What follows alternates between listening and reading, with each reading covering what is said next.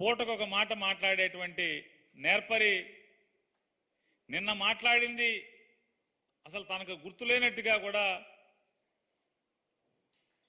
గొప్పగా మాట మార్చి మాట్లాడేటువంటి నేర్పరి మన చంద్రబాబు నాయుడు గారు. ఆయన ఇవాళ మళ్ళీ మాట్లాడతాడు.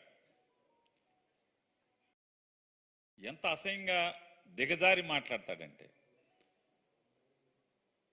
జగన్మోహన్ రెడ్డి గారు తన రాజకీయ స్వార్థం కోసం పెన్షనర్ల పొట్టకొట్టాడు.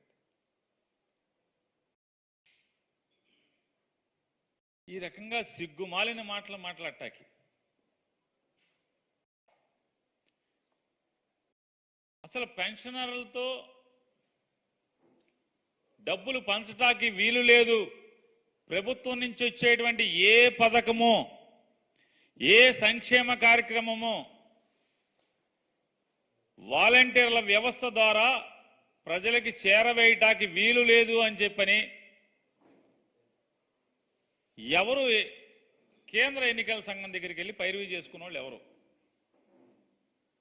భారతీయ జనతా పార్టీ ఆంధ్రప్రదేశ్ రాష్ట్ర అధ్యక్షురాలు మీ వదిన గారు పురంధేశ్వరి గారు, అలాగే నీ కోసం, నీ మేలు కోసం, నీ రాజకీయ ఎదుగుదల కోసం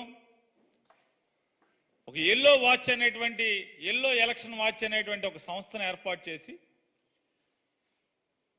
మాజీ ఐఏఎస్లు, మాజీ మేధావులు ముసుగులో ఒక పచ్చ బ్యాచ్ బయలుదేరింది. మీ సానుభూతి పరులు, మీకోసం పనిచేస్తున్న వాళ్ళు కాదా? ఎవరిచ్చారు ఈ అర్జీలు?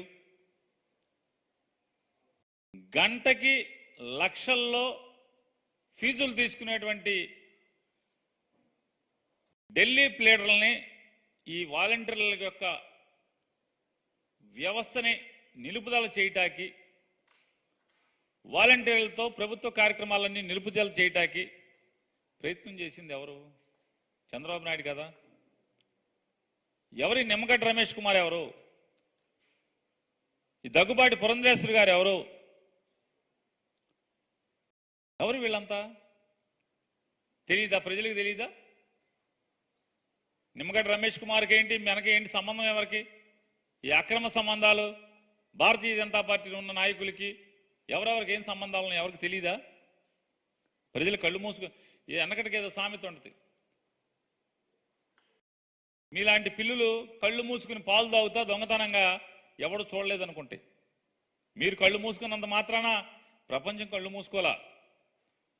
ప్రపంచానికి మీ చరిత్ర, మీ జాతకాలన్నీ కూడా ప్రజలకు తెలుసు. ఎవరి నిమ్మగడ్డ రమేష్ కుమార్ అనేది ప్రజలకు తెలీదా?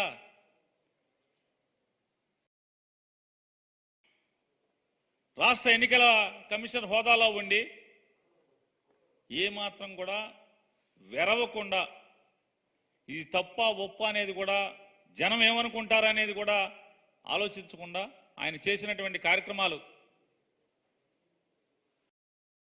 చూడలేదా? ఎవరు చూశారు కదా. ఇంకా సిగ్గుమాలినతనంగా మీరు మాకేం సంబంధం లేదని వాళ్ళ బొకాయింపు, బొంకుతాం.